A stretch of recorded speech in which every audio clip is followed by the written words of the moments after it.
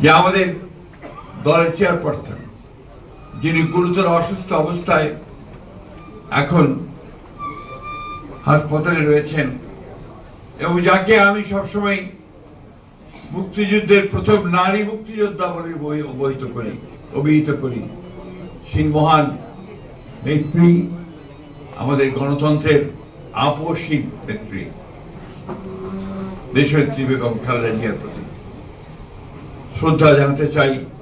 দেশের অগণিত শহীদ মুক্তিযুদ্ধের সময় তাদের প্রতি। প্রিয় বন্ধুরা এবং আমার সহকর্মীবৃন্দ,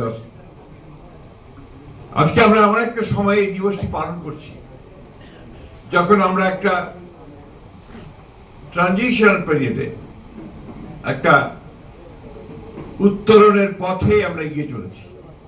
অর্থাৎ একটা ছাত্র গণ অভ্যুত্থানের পরে যে সুযোগ সৃষ্টি হয়েছে গণতন্ত্রের উত্তরণের, সেই পথে আমরা এগিয়ে চলেছি।